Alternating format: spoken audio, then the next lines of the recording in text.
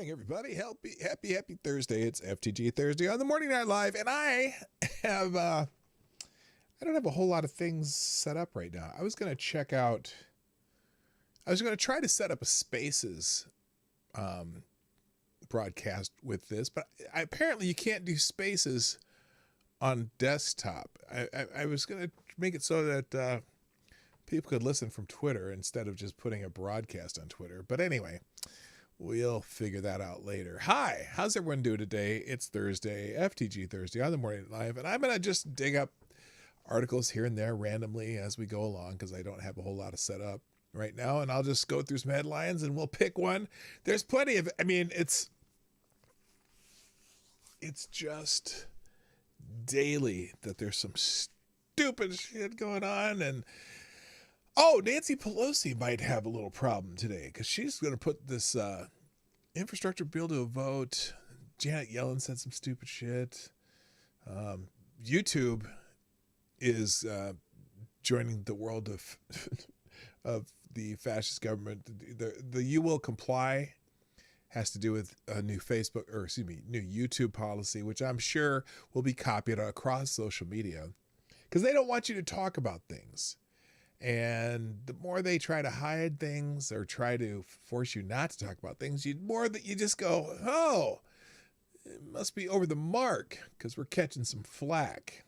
Anyway, that's what the show's about today. FTG Thursday. I'm sure I'll find something to do. And we'll do it right after the intro. Johnny, play the intro, please.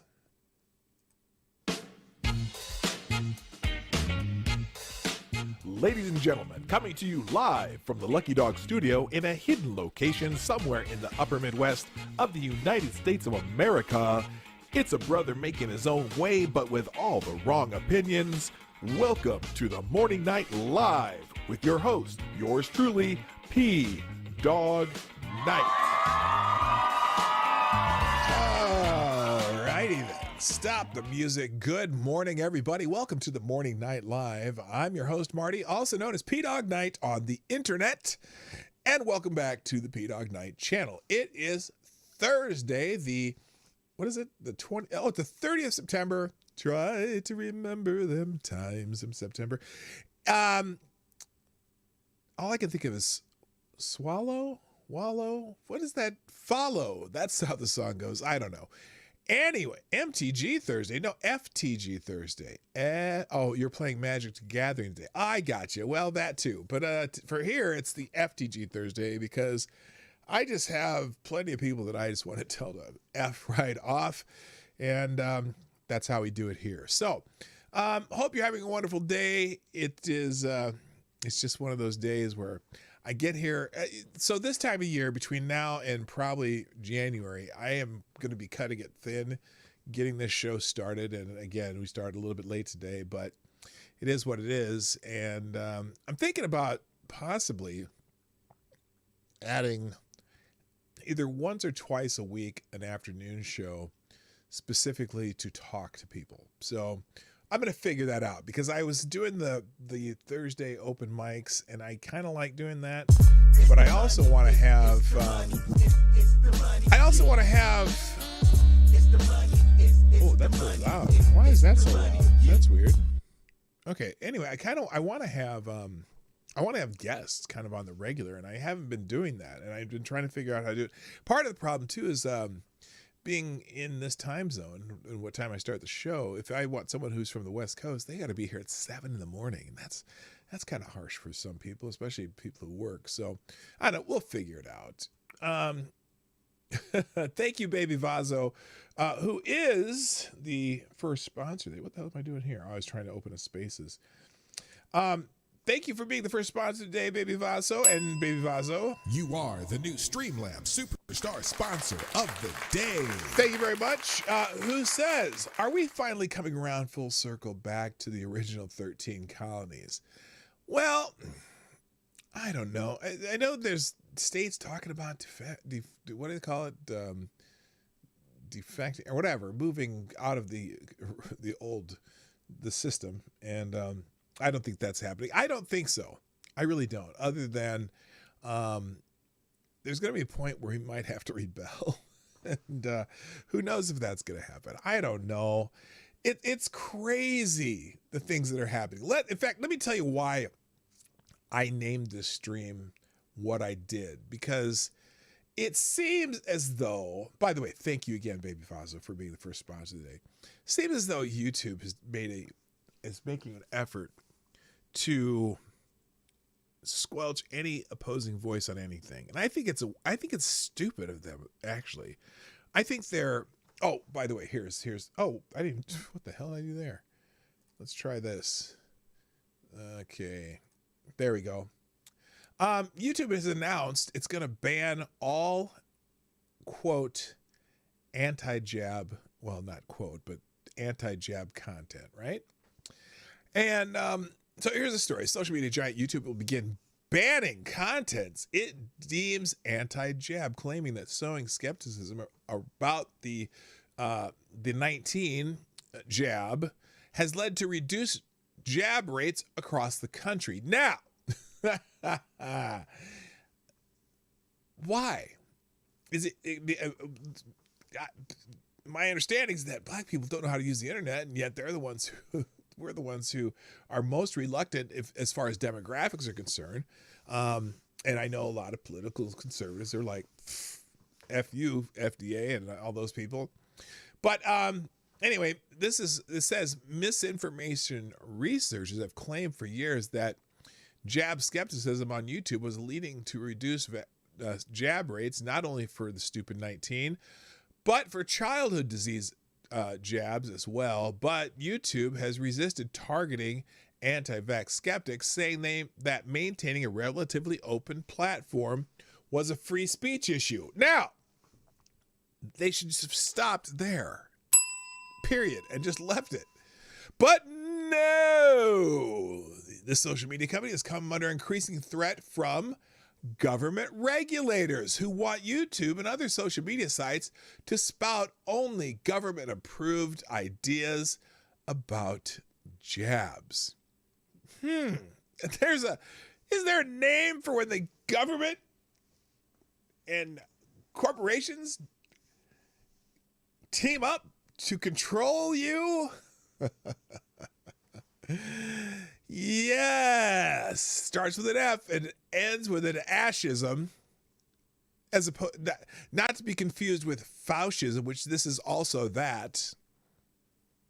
Because Mr. Fauci's been so accurate on everything he's ever said and done for the last 40 years. By the way, you know what? It's just an automatic on FTG Thursday.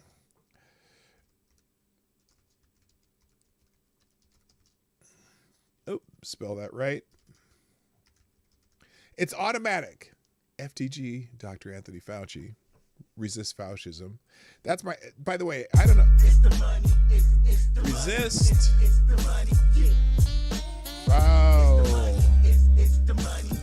CSM. Resist Faucism.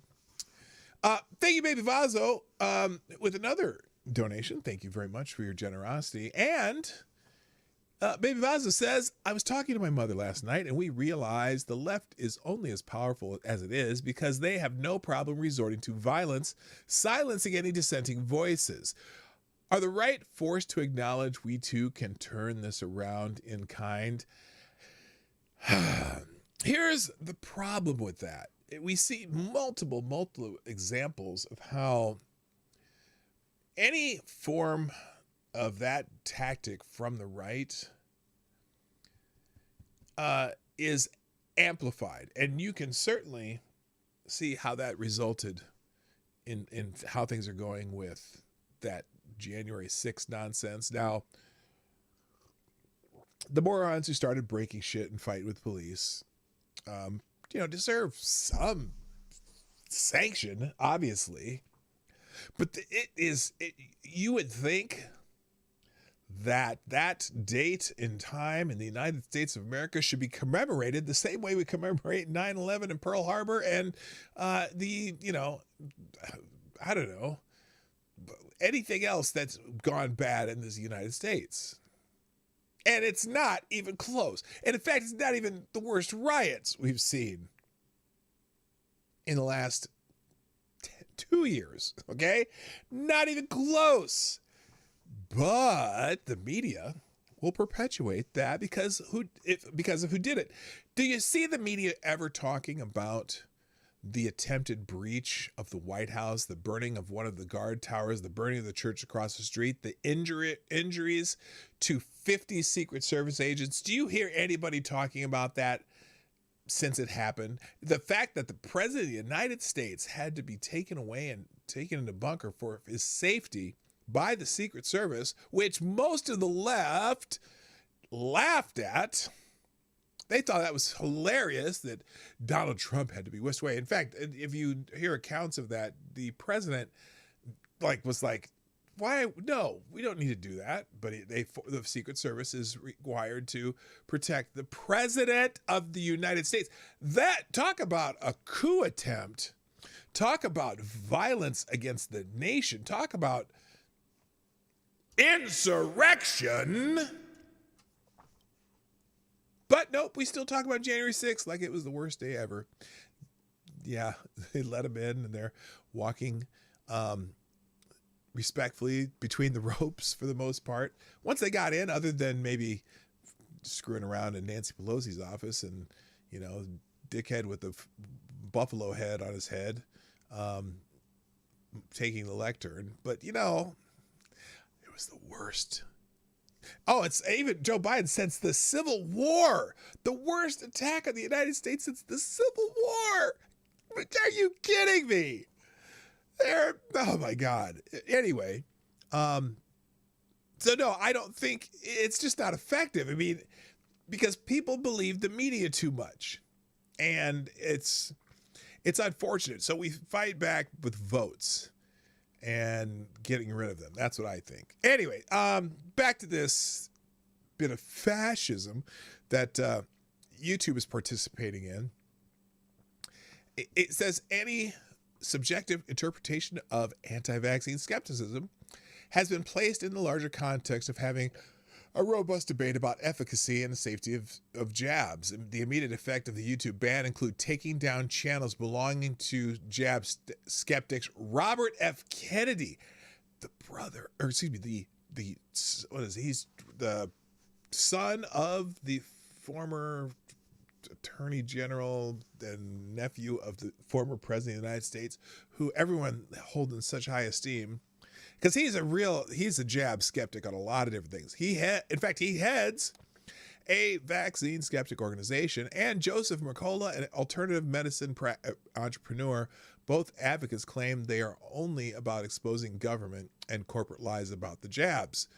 Here from the Washington Post, the anti-vaccine movement goes back well before the pandemic. False scientific claims that childhood vaccines cause autism made in the late 1990s have contributed to rising numbers of people refusing to let their kids get shots that have been commonplace for decades. As social media took over more of the media landscape, anti-jab activists spread their messages on Facebook, parenting groups, and through YouTube videos. The anti-jab movement now also incorporates groups as diverse as conspiracy theorists who believe that former President Donald Trump is still the rightful president. Oh, this is from the Washington Post.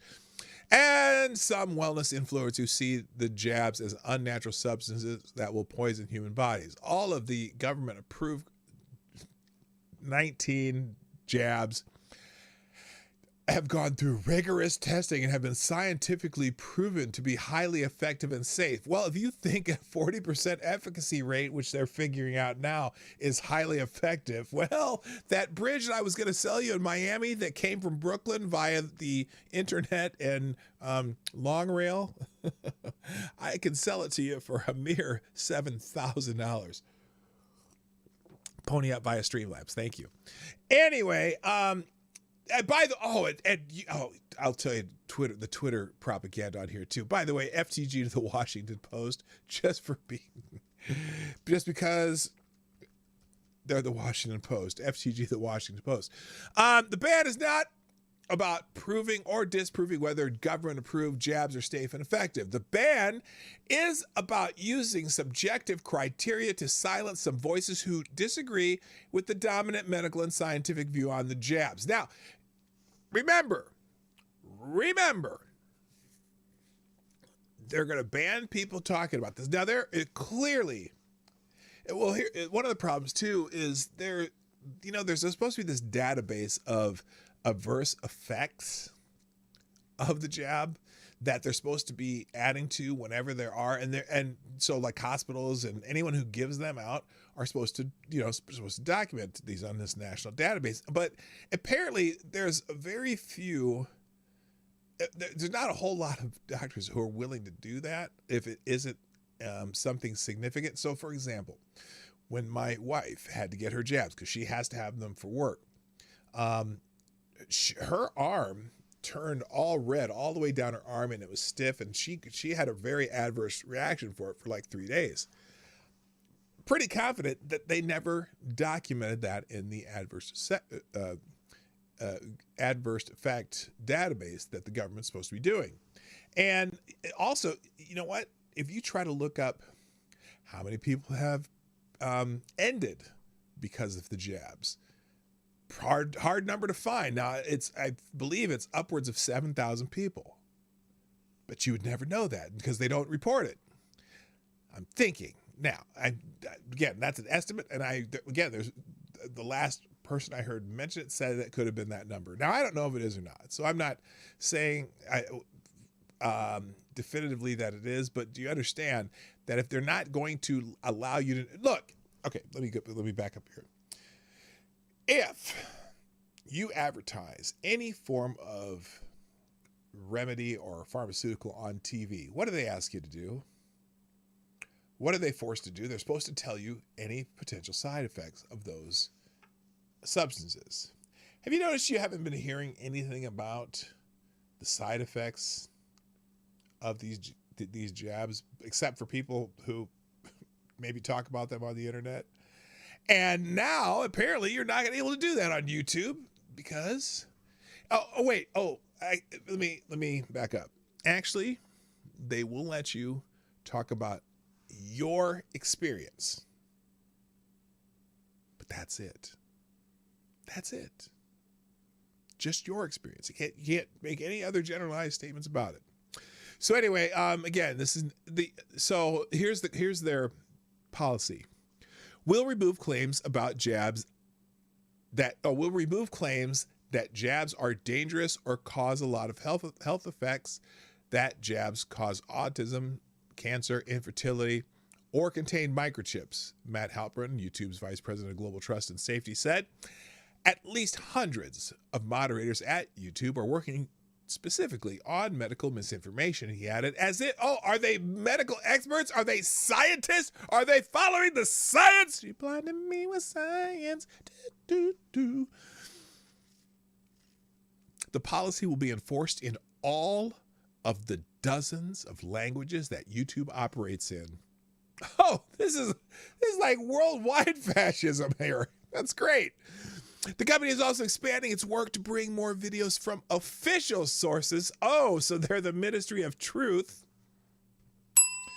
Onto the platform, like the National Academy of Medicine and the Cleveland Clinic, said Garth Graham, YouTube's global head of healthcare and public health partnerships.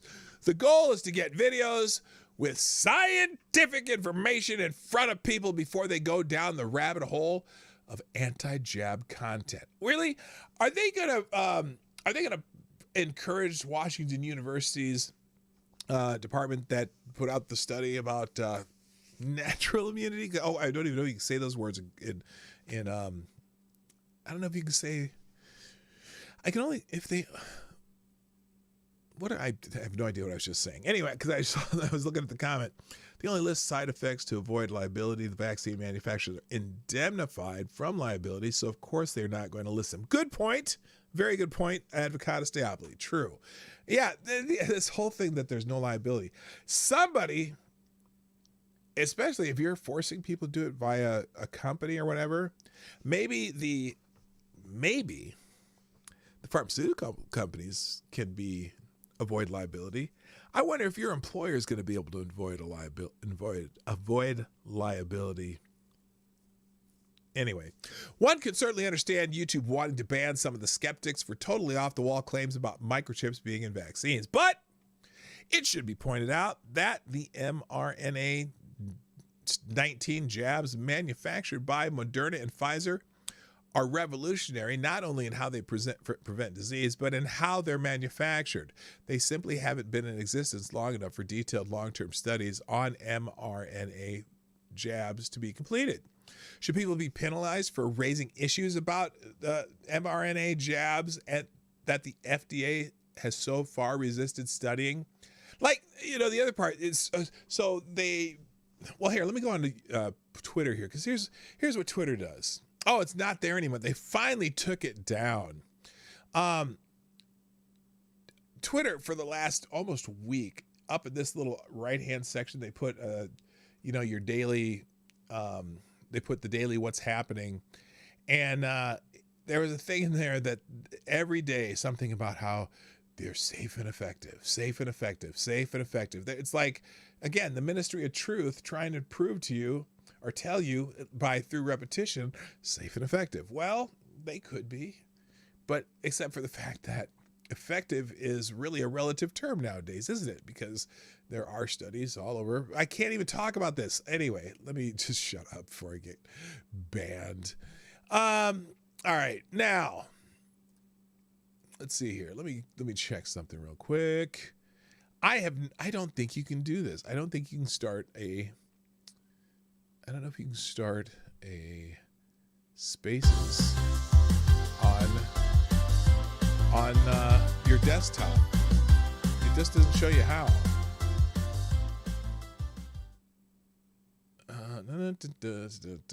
You can't. You'd think it's under the more clicker thingy here, but under more, display, keywords, shotgun, help center, analytics, Twitter ads. Is there a Spaces desktop? SPACES desktop.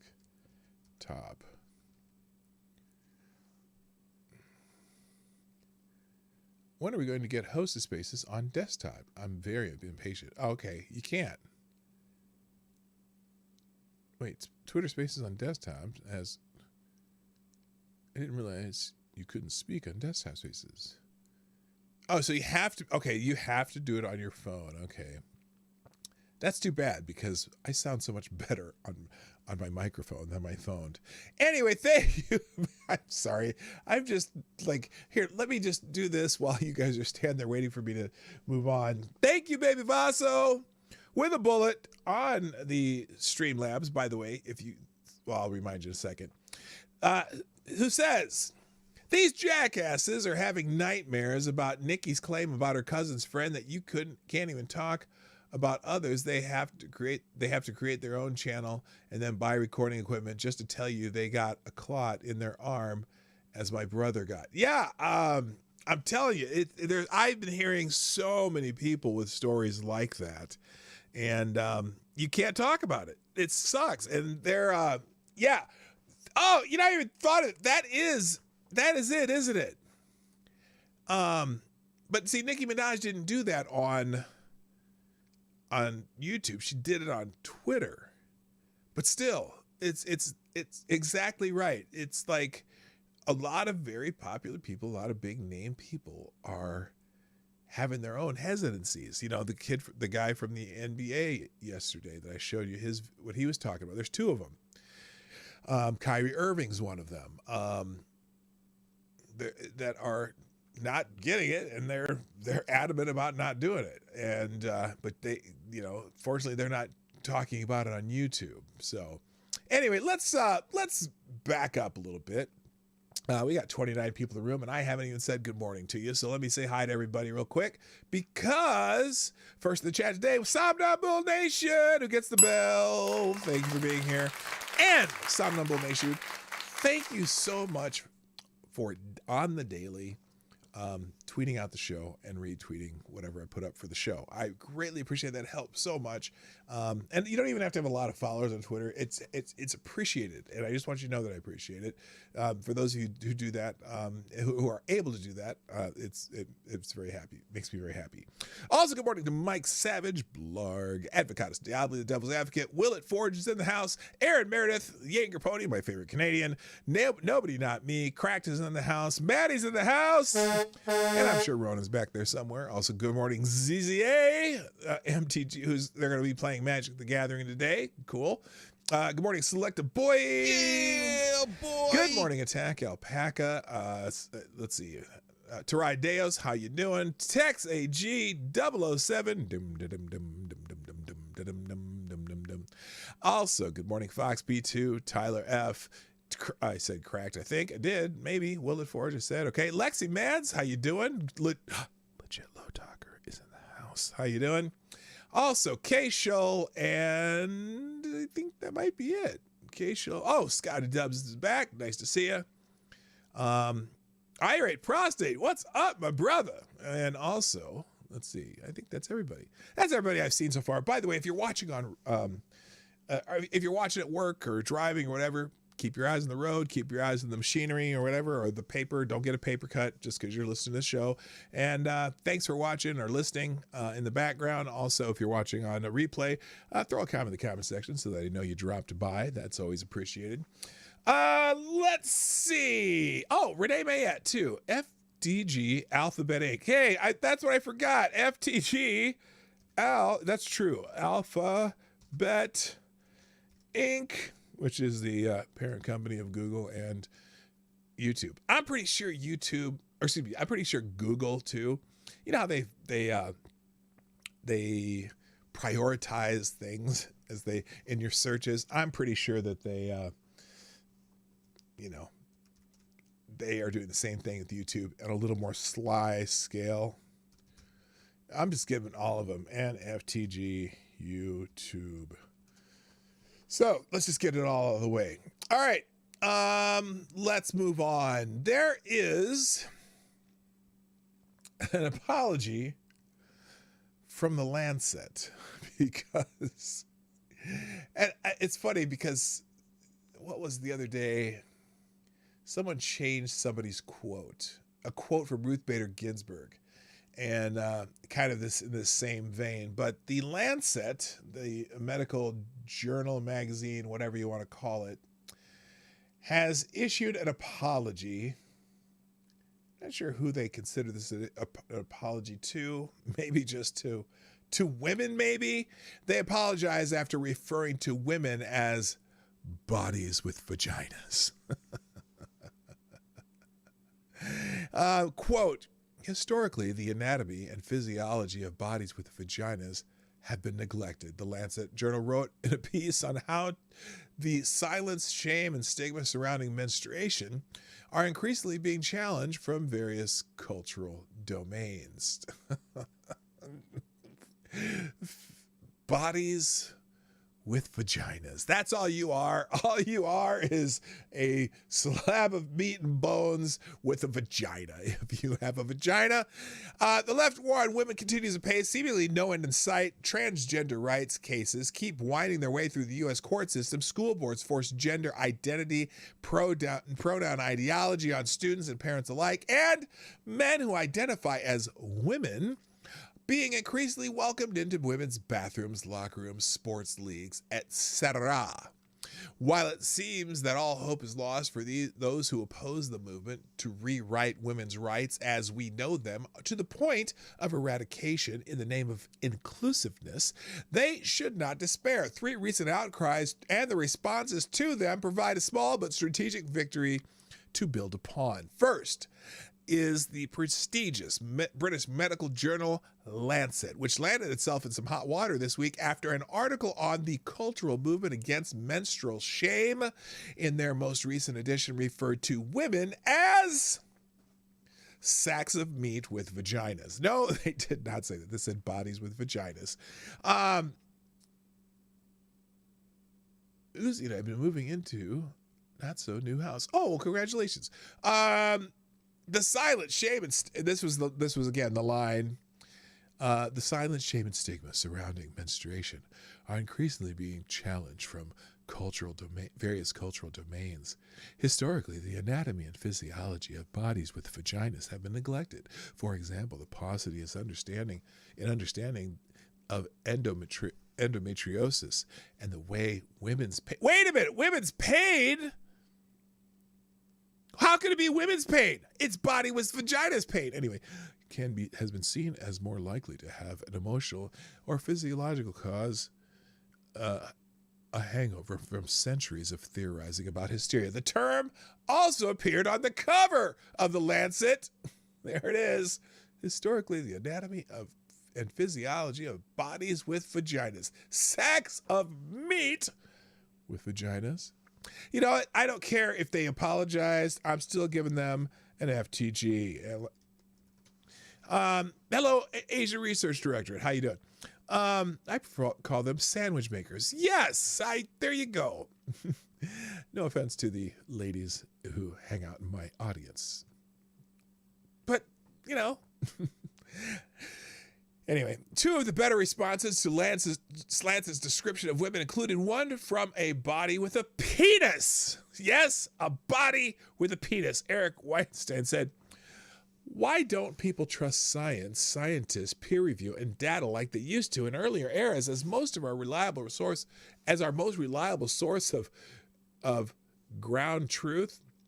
We're in a life and death pandemic after all. I don't know. Let me think about that." Yes, because jackass say body with vaginas. And then Allie Beth Stuckey says, "You know, you rarely hear men referred to as anything other than men. And yet we constantly hear women reduced to their anatomy, people with uteruses, etc. How do you not see the objectification and the erasure and the misogyny?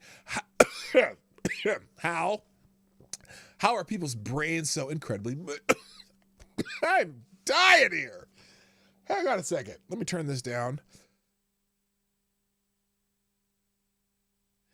Clearly that means I need to have a sip and buy a cup of reparations, which I do have in hand. By the way, everyone take a sip. Cheers. And good morning, Richo. Welcome to the show. The backlash was so swift across the pond and here at home that Lancet editor-in-chief Richard Horton issued an apology of sorts in a statement on the controversy. Horton tripped over himself in trying to appear both woke and sensitive to the objections of women being dehumanized. Quote, "The Lancet strives for a maximum inclusivity of all people in its vision for advancing health. In this instance, we have conveyed the impression that we have dehumanized and marginalized women. Those who read The Lancet regularly will understand that this would never have been our intention. I apologize to our readers who were offended by the cover quote and the use of those same words in the review. At the same time, I want to emphasize that transgender health is an important dimension of modern healthcare, but one that remains neglected." Well, it doesn't change whether or not you are male or female. A transgender person usually has the physiology for the most part. And even if parts are cut off, you still have the same physiology as your former self. So I don't think we need to say bodies with vaginas. While it was more an apology for offending people than an apology for the use of the term itself, it's a start. Now, in another case where a woke organization found themselves targets of a fear backlash, the ACLU was forced to issue their regrets but fell short of an outright apology after running a quote from the late Supreme Court Associate Justice Ruth Bader Ginsburg on the first anniversary of her death that removed all references to women. Now, they're supposedly quoting Ruth Bader Ginsburg, right? Here's what they did. With Justice Ginsburg's death, we lost a champion for abortion and gender equality. And on the anniversary of her death, the fight to protect abortion access is more urgent than ever. Now, this is how they quoted her quote. "The decision of whether or not to bear a child is central to a bracket person's bracket life, to bracket their bracket well-being and dignity. When the government controls that decision for bracket people bracket they are bracket being treated as less than a fully adult human responsible for bracket their bracket own choices. Now here's the unaltered version. The decision whether or not to bear a child is central to a woman's life, to her well-being and dignity. It is a decision she must make for herself. When a government controls that decision for her, she is being treated as less than a fully adult responsible for her own choices. Now, whether or not one believes abortion should be legal, those were her words. The more significant issue was that someone removed women from her quote. She's supposed to be venerated, the most important person in history for women, and you change her quote? Which was ironic on so many levels, especially considering the subject matter was directly related to women, and that for feminists, Ginsburg has long been regarded as a women's rights icon. In response to the outcry, the ACLU Executive Director Anthony Romero, let's just cut to the chase here. Oops. Oh, what the hell did I just do? I want to do this. Hang on, give me a second. Copy. And paste. There we go. Let's just FTG the ACLU and Anthony Romero. He told the New York Times that he regretted what happened, noting that in the future, we won't be altering people's quotes. It was a mistake among the digital team. No, it wasn't a mistake. You did it deliberately. It wasn't a mistake, you jackass. Changing quotes is not something we ever did. Well, you did this time. Last, let me move back to the UK, where the Labour Party committed a comedy of errors last week on the gender identity front. A male leader of the party, Sir Keir Starmer, scolded MP Rosie Duffield for having the nerve to defend herself after being accused of being a transphobe for liking a tweet posted by Piers Morgan, who disputed CNN's characterization of women as individuals with a cervix. Here was the tweet in question, which resurfaced last week, and Duffield's reply. Add to the list of reasons Rosie Duffield needs booting, she's a transphobe too.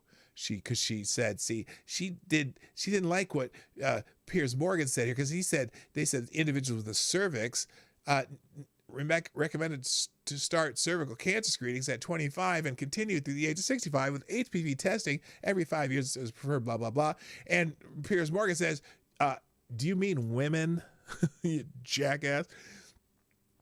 And then Rosie Duffield says, I'm a transphobe for knowing that only women have a cervix. Oh, so that makes her a transphobe. Okay. When Starmer was asked during a BBC interview if it was transphobic to say only women had a cervix, he responded by sticking his foot in his mouth. Quote, wait, what's his name? What's this guy's name? Sir Keir Starmer. We can just go ahead and get this out of the way. Starmer replied, well, it is something that shouldn't be said. It's not right. We need to have mature, respectful debate about trans rights. And we need to bear in mind that the trans community are among the most marginalized and abused communities. Really? These seem to be awfully celebrated. These seem to be overly important right now. Uzi Q, what's up? Congratulations on your move. Okay.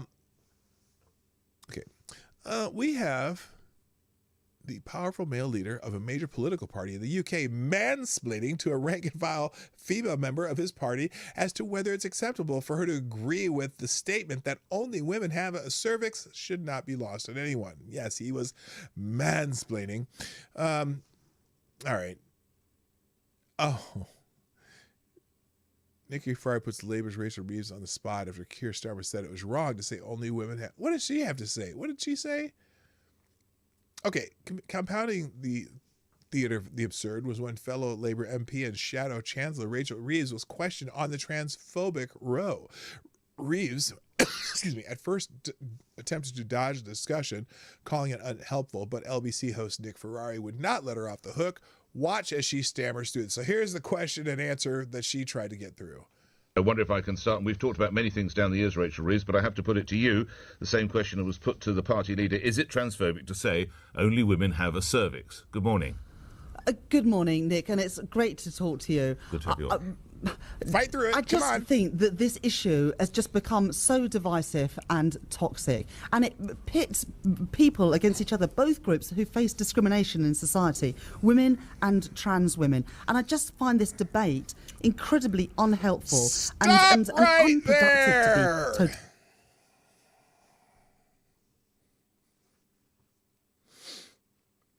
So, interesting. She made a distinction between women and trans women. Now, I have nothing against trans women, but there are distinctions that should be noted for many reasons, mainly health reasons. And so, well, anyway, let me see what she says here. Totally honest. At this conference, I want to speak about issues that affect people, whatever their gender and we will whatever get to those, their I assure you. sexuality. But is it He's not letting her transphobic, go. yes or no? Look,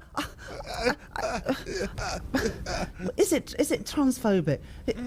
Look, I don't even know how to start answering these questions. I just don't find them. The party leader helpful. suggests it is. So what do you as Shadow Chancellor say? I think that people should be able to identify with the gender that they feel comfortable Respectfully, with. Shadow Chancellor, that wasn't my question. My question is it transphobic to say only women have a cervix? I wouldn't say that. I wouldn't say that. Why is that? Because if somebody why are we having to discuss parts of women's don't wanna anatomy? talk Because one of your colleagues feels unable to attend your conference. And she should feel safe attending our conference. But I don't feel comfortable talking about women's anatomies and different parts of women's bodies with you, Nick, or frankly with anybody else. But if somebody identifies as a woman and a man, or a man, they should be able to do so, whatever their body parts are. Okay, so I guess she didn't want to talk about it. That all she had to say is, I don't want to talk about it. It seems strange, but these wokesters are doing themselves more harm than good with their self-owns, which is good news for those who oppose their movement. Remember, these groups and institutions wouldn't be reacting like this if the criticisms directed at them were only coming from conservatives. The progressive side is pushing back more aggressively on these issues now, too, and to a certain extent, which is something even a year ago was almost unheard of. They are accidentally doing women a favor by demonstrating the absolute absurdity of removing references to women, effectively erasing them from view. These should not be considered inconsequential victories. They are strong signals that the tide might, I'm going to add in might to this sentence, might be changing, so ever so slowly, which is likely to give those opposed to radical agendas of gender identity fanatics the inspiration to keep on fighting. So, yeah, good. So, good morning, Renovasio, by the way. The Lancet article was an attempt by women to cry victim. Instead, they cried victim about the article itself. It was the women's movement that caused all this, and crying mansplaining is anti-male sexism. That's, I'm not 100%... I tend to agree with what you're saying there. I think also just the fact trans men have services fix that for you. Well, I understand that. So females have services. That would fix the problem, wouldn't it? That's the way I see it. Females have services because a trans man is physiologically female. So that's okay, right? Is it okay to say that anymore? I suppose it depends on who you talk to, because there are certain trans activists out there who have no problem saying that a trans man is physiologically female even though they live as a man. There are trans women out there who would say that trans women are physiologically male, even though they live as women. I think the whole it's become so absurd that you can't make those distinctions. And when, because you can just, it used to be, at least at first, they said you could distinguish between sex and gender. But I'm always so confused, man. I'm always so confused that people they have no way.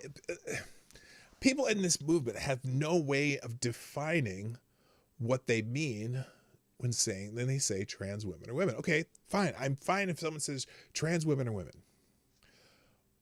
So by what definition do you mean that? And then they have to go in and start going into gender stereotypes, but you can't, no. You can't use gender stereotypes. But then how do you determine that? And by the way, or even a simple thing like when they start talking about the other forms of trans people, because now if you consider yourself non-binary, well, that means you're trans too. But if you're non-binary, just even the name non-binary, doesn't that confirm the binary by saying you're non-binary? Because you can't be non-binary if there's not a binary, right? Anyway. There's a whole lot of questions that I would love to have a discussion with somebody about, but you get in trouble just for having the discussion. So I don't know. It's very frustrating. Anyway, let's move on.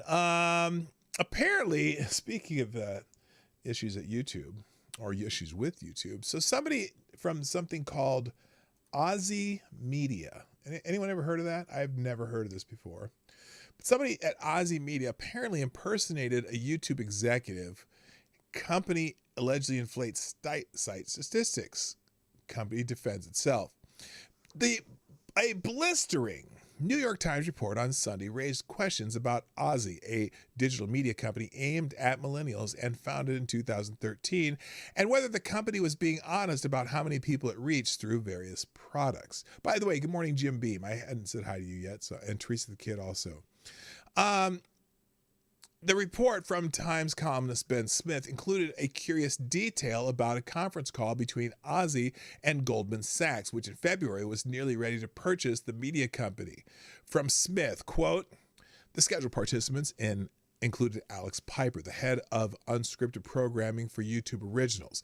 He was running late and apologized to the Goldman Sachs team, saying he had trouble logging onto Zoom, and he suggested that the meeting be moved to a conference call, according to 4 people who were briefed on the meeting, all of whom spoke on the condition of anonymity to reveal details of a private discussion.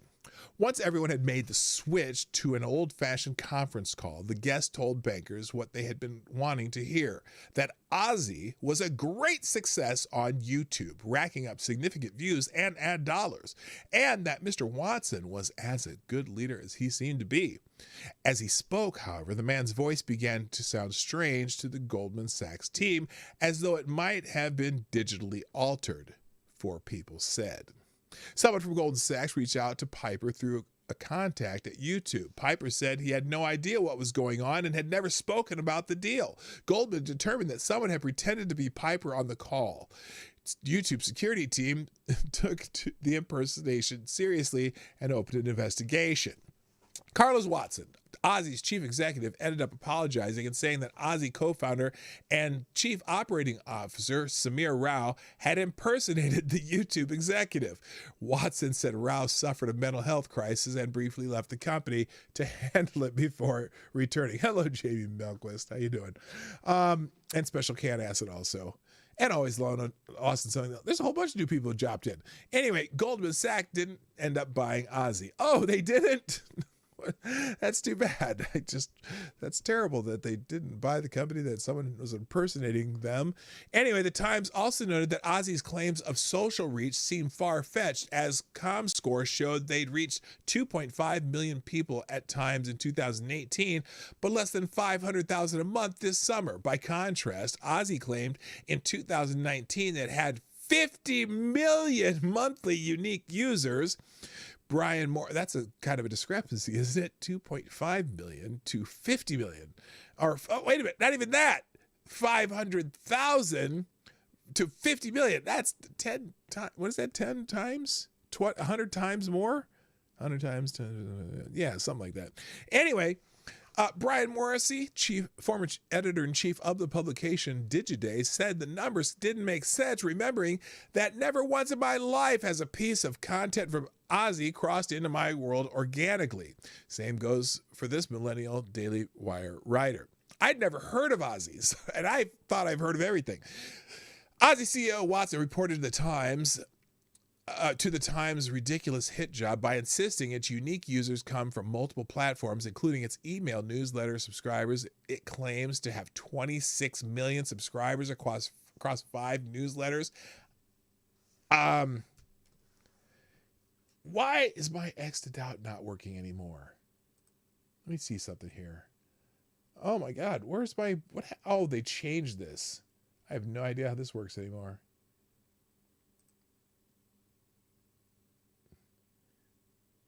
Oh, wow, that's weird.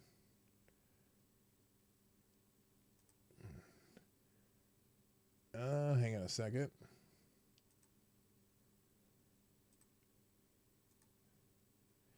Let's go. Okay. Oh, I see. Okay, I'm going to have to redo this. They changed how this worked. No wonder it doesn't work anymore. Anyway, X to doubt. How's that sound? I'll do a live X to doubt. Anyway, even if some of that seems suspect, given Ozzy's inaccurate claims, the company claimed on billboards in Los Angeles that the Carlos Watson show was Amazon Prime's first talk show. Even though it did not partner with Amazon Prime, the show is uploaded to Amazon Prime using the service, but it is not an Amazon Prime show as most people would understand it. Amazon complained about Ozzy's claim, and the company promised to take them down, though Watson maintains the claim is accurate. Even his claim about Watson's show being the fastest growing talk show in YouTube history were considered suspect, as many videos have more than 1 million views but few comments, which is unusual for YouTube. Watson said in his response that the show has achieved more than 200 million views in its first 12 months, which is more than any other premium daily talk show we've been able to identify that was launched on YouTube. The allegation against Ozzy, printed by the Times, led to the resignation of one of the digital media company's biggest stars, longtime BBC anchor Caddy Kay. I had recently joined the company after my long career at the BBC, excited to explore opportunities in the digital space. Kay wrote in a statement about her resignation, "I support the mission to bring diverse stories and voices to the public conversation, but the allegations in the New York Times, which caught me by surprise, are serious and deeply troubling. And I had no choice but to end my relationship with the company." So anyway, this is a web full of lies. Thank you for throwing an X up there. I appreciate that. So anyway, I guess we're going to have to say FTG OZY because they're full of shit. Ozzy gave us the woo flu. I blame Sharon Osbourne if anything happens to Ozzy. Oh, wrong Ozzy. That's the wrong Ozzy, not that Ozzy. And not an Aussie like someone from down under like Richo. Okay. Apparently, Senator Cynthia Lummis, a Republican from Wyoming, is a little bit concerned with an issue that's coming up in the United States of America, or at least that they're trying to make come up in the United States of America. And she had some words with Janet Yellen, is she the Treasury Secretary? Yeah, Treasury Secretary. Oops, hang on.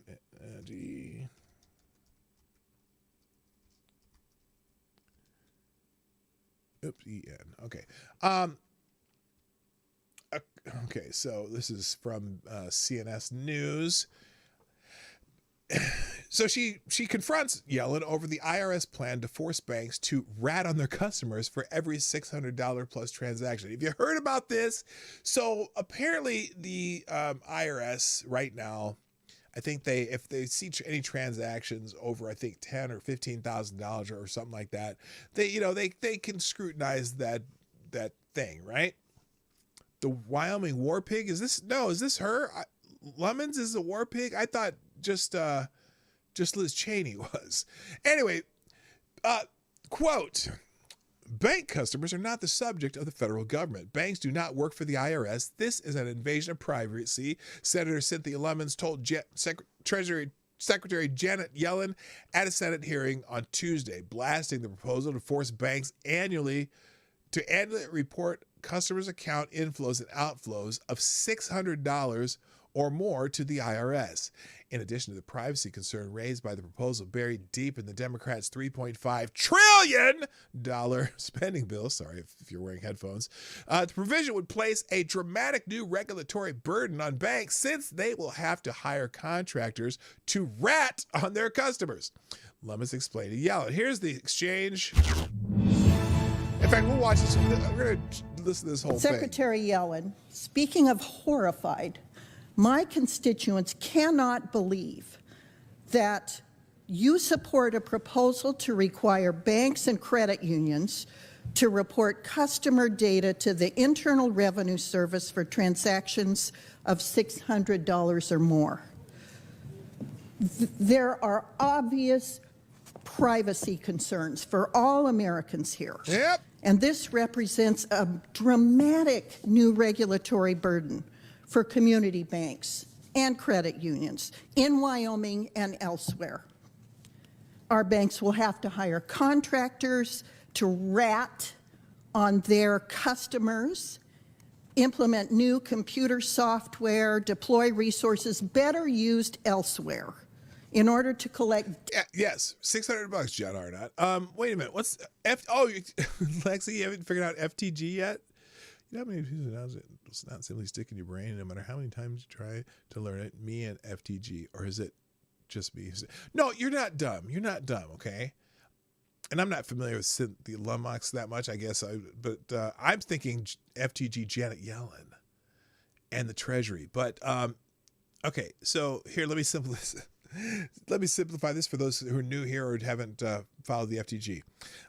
It stands for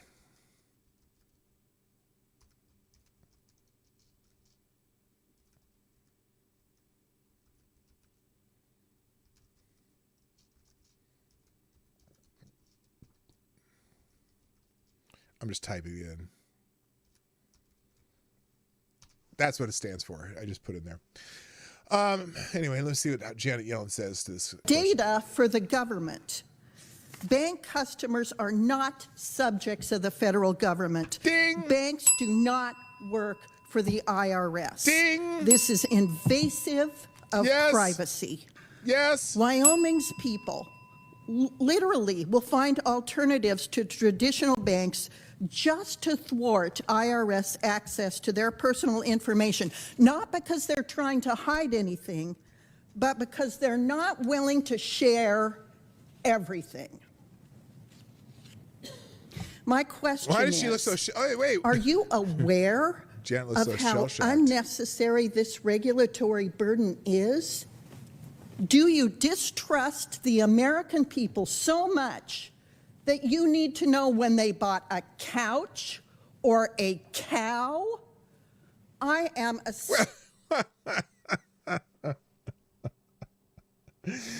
Okay, I wasn't ready for that. Okay, do you need to know when they buy a couch? Yes, I got that one. But a cow? I guess she is from Wyoming. Okay. All right. So anyway, I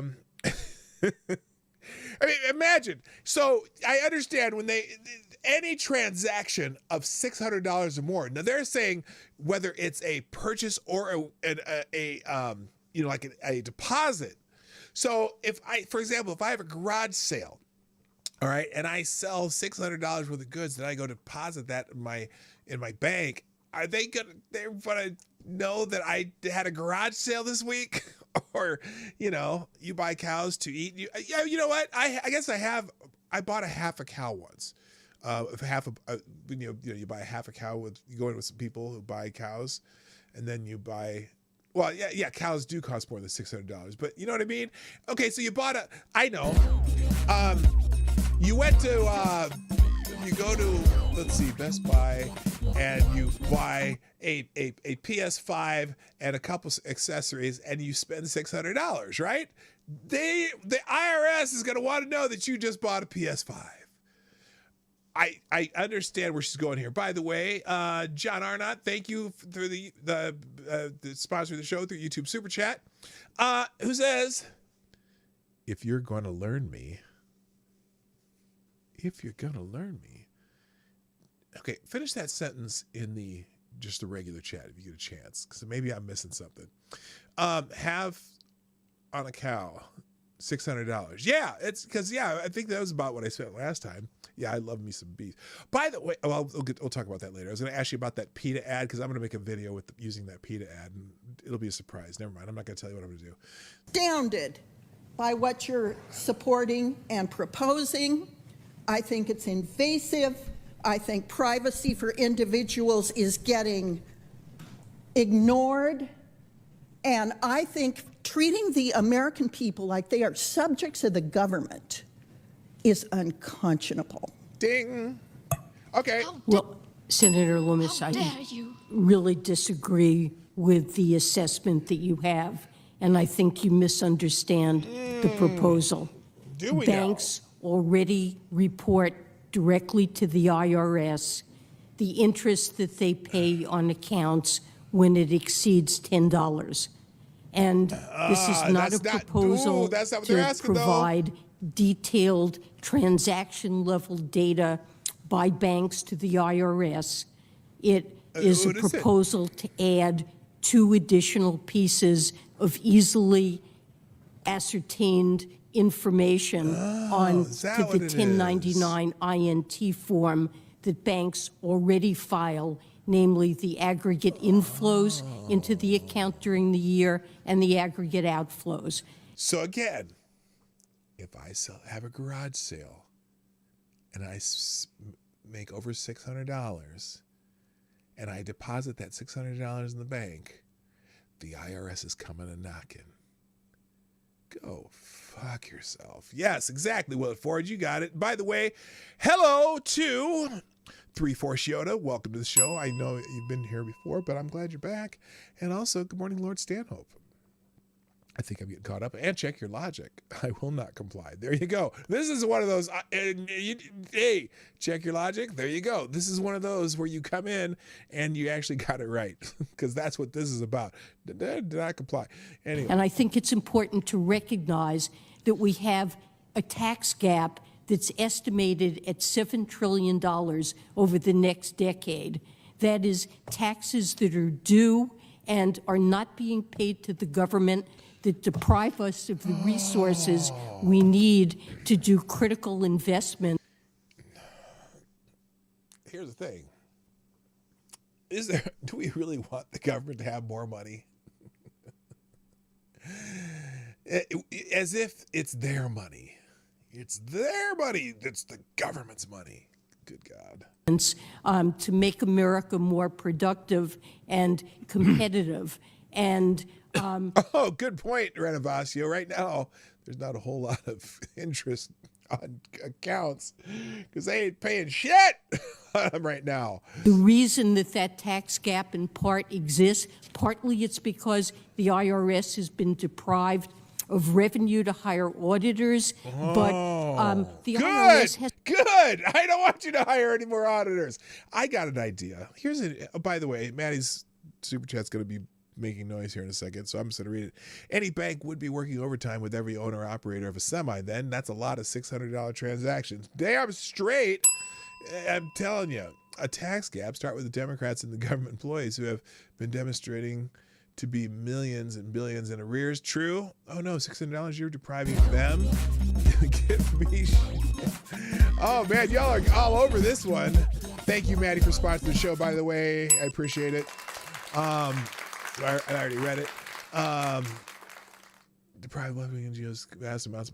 You know, they could simplify this. They could make this so much easier. Part of the reason that they probably are being deprived of their revenue that is actually our money is because the tax code is so freaking difficult. It's a pain in the ass because they have too many givebacks and special treats for their friends who they've written into law, and then they go and complain that they're avoiding taxes that they legally do not pay because you wrote in all this bullshit for them. There's an easy way to fix that. Here you go. How about a flat tax?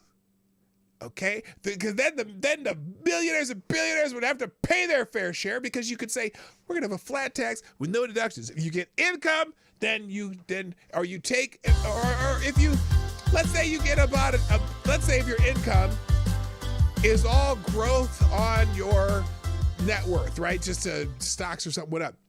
If you take that out as cash, that is income. You get taxed at a flat rate. Everybody pays their fair share, and then you wouldn't have to fucking worry about it. Then you wouldn't have all these people going, pain in the ass, I rent tax, I can't figure out this and that, and I don't get the revenue, and blah, blah, blah, blah, blah. Thank you, Baby Vaso, with another bullet through Streamlabs. Thank you for sponsoring the show again. Who says, is she a magician? How is she talking out of her ass with no props? Yeah, that's very good. Very good. And good morning, Sean King, a.k.a. Talcamax, a.k.a. Martin Luther Cream, a.k.a. Professor Griff, I'm sorry. Have you seen the spending bill has a $25,000 refundable tax credit for journalists? The Democrats are buying the media via proposed bill. Holy shit, I have not seen that. I probably should just do a show going through some of the worst parts of that, the bill that they're working on right now. And by the way, did I already do FTG Janet Yellen? I'm going to say FTG. This is just another one of those givens, so I'm just going to write it anyway because Nancy Pelosi right now is trying to get. I think she's going to bring it to a vote today or something, and it's not going to pass. The progressives, the Squad Caucus. That didn't sound right. The Squad Caucus is also against the bill right now because they think they took too much money out of it, while one side, there's too much money in it. That shit ain't gonna pass. Unless she gets the shit together, it ain't passing. And do I care? Hell no, I don't care. What was I just trying to do here? Well, there was something I was clicking for some reason. I did take, Baby Vasa, thank you again for sponsoring the show. All right. By the way, and FTG Nancy Pelosi, just because it's a day of the week ending in Y. Has a wealth of information about individuals. If you work at a job where you get labor income, a W-2 is filed and sent. There are dividend payments and transactions payments that are sent to the government. There's so many things there they do. are a class of partnerships, businesses, high income. Shut up, Janet Yellen. I don't care. FTG Janet Yellen and this stupid proposal, just another way for them to intrude. So again, if I have a garage sale, I've had a garage sale where I've made $600, but it's all stuff that I'm exchanging for stuff that I paid for. So I don't think maybe the IRS has any business if I sell my own shit and get money out of it or whatever. FTG. I don't have a whole lot of time, do I? Well, let's just try to get through these couple stories and we'll call it a day. By the way, speaking of that stupid bill, this is the latest from yesterday, although I think the House is trying to vote on one of these bills today. Democratic Senator deals death blow to Biden's $3.5 trillion agenda. Definition of fiscal insanity. Thank goodness for Senators Joe Manchin, And the Maverick, Kirsten Sinema, I'm just going to start calling her the Maverick right now because she is from Arizona and she's in that place where John McCain used to be, and may he continue to be. Oh my gosh, I was going to call him worm food. I don't want to be disrespectful to John McCain because he's dead, but fuck. FTG. Anyway, Senator Joe Manchin, who does not deserve an FTG, delivered a fatal blow to Democrat President Joe Biden's massive $3.5 trillion agenda in a statement on Wednesday afternoon, saying the bill was the definition of fiscal insanity. Yes, thank you, Joe Manchin.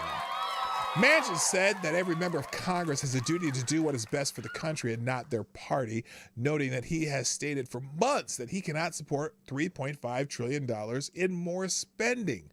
At some point, all of us, regardless of party, must ask a simple question. How much is enough? Manchin said. What I have made clear to the president and Democratic leaders is that spending trillions more on new and expanded government programs when we can't even pay for the essential social programs like Social Security, Medicare is the definition of fiscal insanity. Democrats have been desperately trying to pass the $3.5 trillion bill, which the Committee for a Responsible Federal Budget has estimated would actually cost over $5 trillion through reconciliation, meaning they would only need a simple majority of 51 votes in the Senate to pass it. Oh my God. And they're going to try it. They're going to try. Hello, Thomas Cleaver, by the way. Suggesting that spending trillions more will not have an impact on inflation ignores the everyday reality that American families continue to pay unavoidable inflation tax. Manchin continued, proposing a historic expansion of social programs while ignoring the fact that we are not in a recession and that millions of jobs remain open will only feed a dysfunction that could weaken our economic recovery. This is the shared reality we must now face, and it is a reality that that must shape future decisions that we as elected leaders must make. Oh my God! Democrat making all kinds of sense. It's amazing. He continues, overall, the amount we spend must now be balanced with what we need and can afford, not designed to re-engineer the social and economic fabric of this nation or vengefully tax for the sake of wishful spending. Wow! He continued, while I am hopeful that a common ground can be found that would result in another historic investment in our nation, I cannot and will not support trillions in spending or an all-or-nothing approach that ignores the brutal fiscal reality our nation faces. I'm going to keep this going on this quote. If there's one final lesson that will continue to guide me in this difficult debate ahead, it is this. America is a great nation. But great nations throughout history have been weakened by careless spending and bad policies. Now more than ever, we must work together to avoid these fatal mistakes so that we may fulfill our greatest responsibility as elected leaders and pass on a better America for the generation. My country is of the sweet land of liberty. God, this guy. Why is he still a Democrat? They're going to try to kick him out.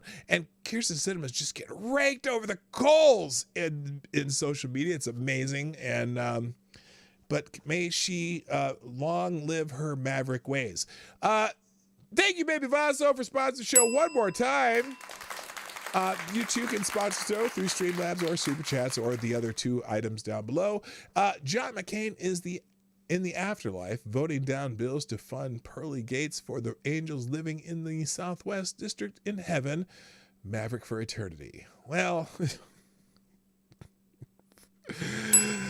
why not? Okay, as long as he's doing it there and not here. Now, Manchin told National Review on Wednesday that if Democrats' reconciliation bill does not include the Hyde Amendment, it would be dead on arrival in the Senate. Senator, you've been very firm in keeping the Hyde Amendment on the appropriations bill. Are you concerned about that issue at all in reconciliation? Manchin, certainly.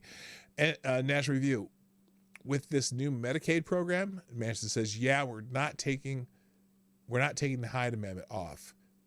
Hyde's going to be on. In the new Medicaid program, it has to be. It has to be. That's dead on arrival if it's gone. Okay. So he's, okay. He's, Joe Manchin says, fuck around and find out. I'm just saying. All right. We got time for one or two more. So, and on that note, we're back in the more budget stuff. The Republicans seem to just say, you know what? We're going to let them fight it out over there. Republicans get out of the way as Democrats form a circular firing squad.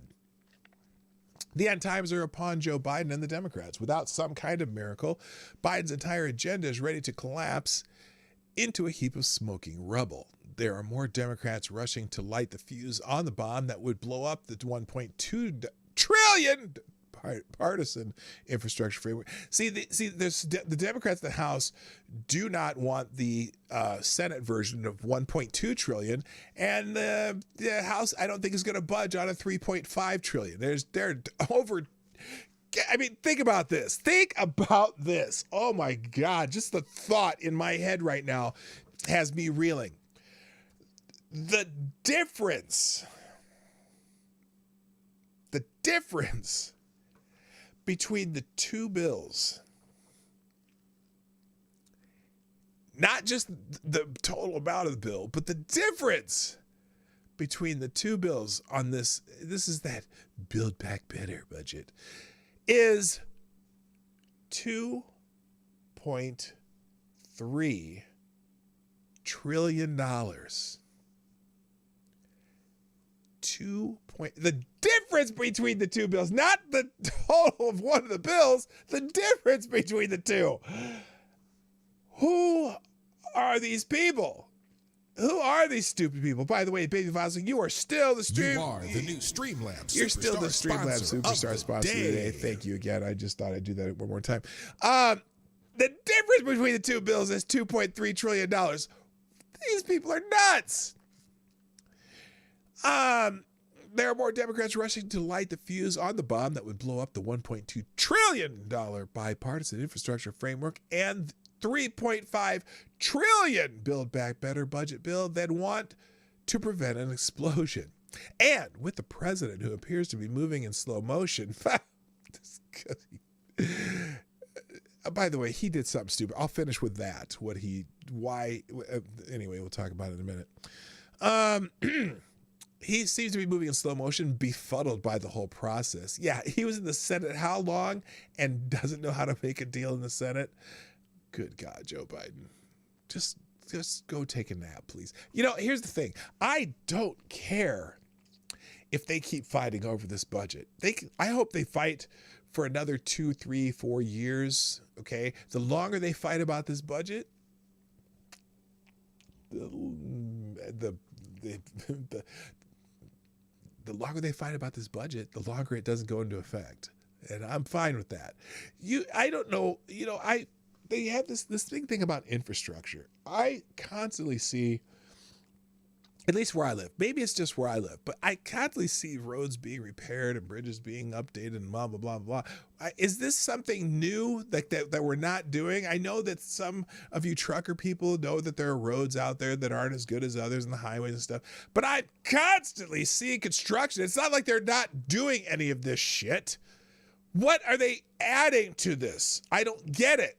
There's already a constant budget for maintaining and refixing and updating and blah, blah, blah, the so-called crumbling roads and bridges. Most of the crumbling roads and bridges aren't even the federal government's purview. Most of the crumbling roads and bridges are in your neighborhood, in your state roads, your city blocks, where all the freaking potholes are. It's not on the federally run roads and bridges. And those are constantly being fixed anyway. There was a project that went through Minneapolis that they finally got done. And it's so nice they finished it finally. But for 3 years, they were doing this project in Minneapolis. And it's beautiful now that they're done with it. They're no longer a crumbling road and bridges. But the crumbling roads and bridges are usually in your city streets that your city or your state maintains and fixes? How about not sending more money to Washington and just saying, you know what? Hey, we know that most of the crumbling roads and bridges are in your town. They're not federally roads. We don't need. Oh, the county roads are good. Some places the county roads are good. But what are they adding? It's all bullshit. It's all the progressives want all this Green New Steel bullshit in there, right? And mileage. Oh, they want to add a mileage tax because all these people who are buying the electric cars now because they're, because we're worried about global warming. Well, you realize that your electric car is powered by coal, right? That electric car that you're saving the planet with is powered by coal or natural gas or something. It's not, those windmills aren't fucking running your damn electric car. They're coal-fired power plants. Now, if they're serious about the CO2 or whatever, there's one renewable source that they could go to that a lot of the world uses. That would be nuclear, but oh no, nuclear has a bad connotation. Anywhere. The president badly overestimated his own abilities and underestimated the GOP unity. Well, let me see. Joe Biden overestimating his own abilities. It's almost as though he lies about his own abilities. Oh yeah, he graduated at the top of his class, right? Anyway, he overestimated his ability to sell his agenda to both radical socialists and Main Street Democrats. In the end, the socialists undermined Biden by acting like radical socialists and throwing a tantrum when they didn't get exactly what they wanted. And the Main Street Democrats got a case of the shakes when contemplating the passage of the $3.5 trillion budget bill without any obvious way to pay for it. Yeah, there's not. Oh, remember this, the $3.5 trillion bill is going to cost $0. It's going to cost $0.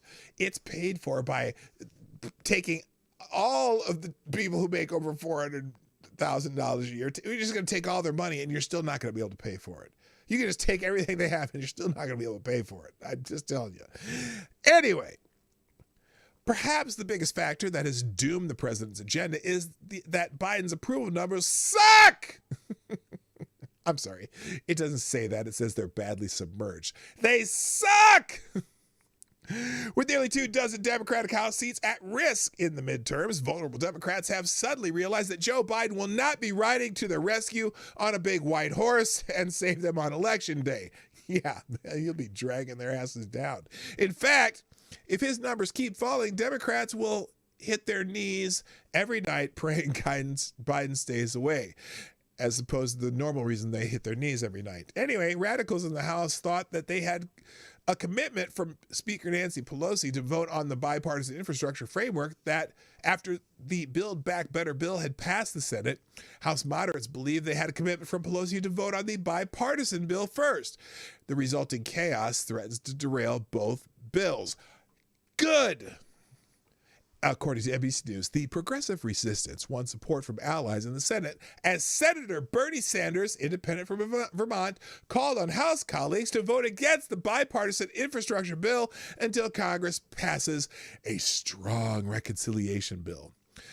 My fear is that if the dual agreement that was reached is broken, we just passed the infrastructure bill. The leverage that we have here in the Senate to pass the reconciliation bill will be largely gone. Sanders said in an interview.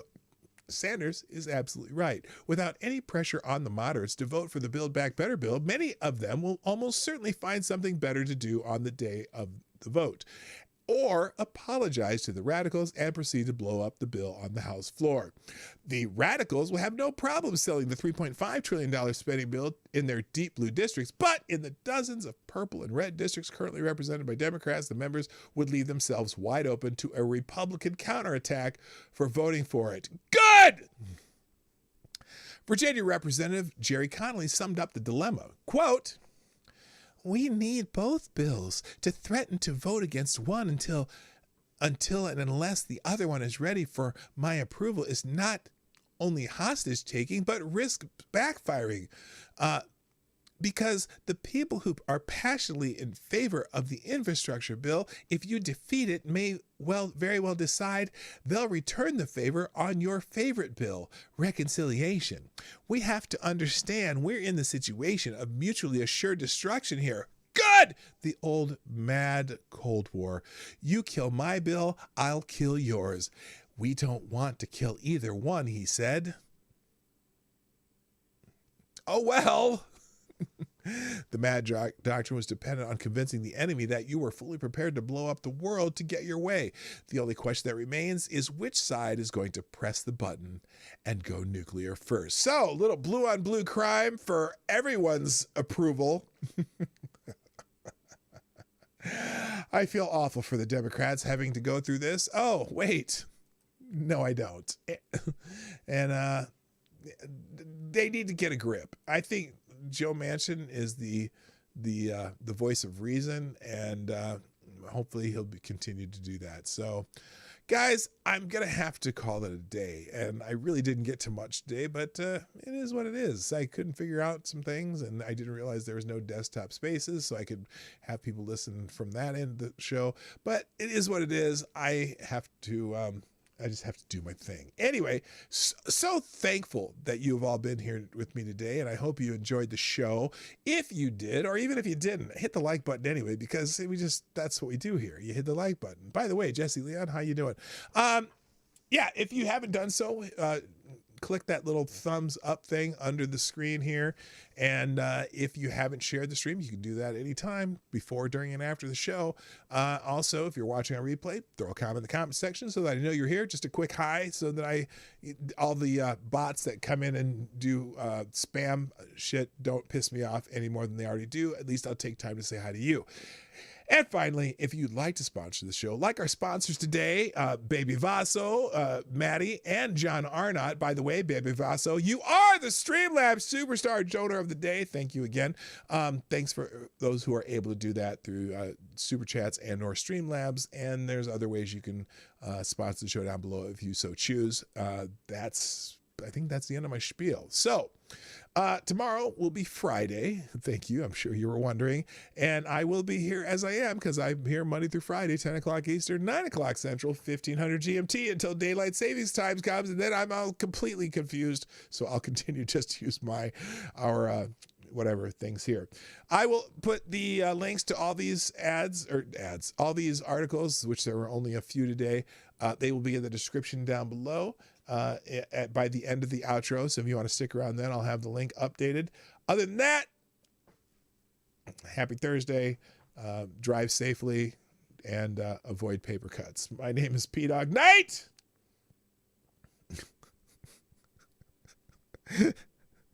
Did I just say avoid paper cuts? Oh my gosh, I'm weird. My name is PDawgKnight, and I'm out of here. Have a lovely day. Bye-bye. Hey, this is PDawgKnight, and thanks for watching today on the PDawgKnight channel. If you have an observation or remark you'd like to make about this video or my channel, I absolutely welcome you to write it in the comment section down below. I really look forward to hearing from you. And before you go, if you like what you saw but you're not already subscribed, please make sure you hit the subscribe button and definitely click that bell that pops up afterwards so you'll be notified when I post new videos or when we go live. I broadcast my live show, The Morning Night Live, Monday through Friday at 10 o'clock Eastern, 9 o'clock Central. A special thank you to all the supporters of this channel who share our videos on social media and who make donations through Streamlabs, YouTube, Venmo, and Cashapp, which are all linked in the description down below. Thanks again, and until next time, I'm PDawgKnight, and I'm out of here.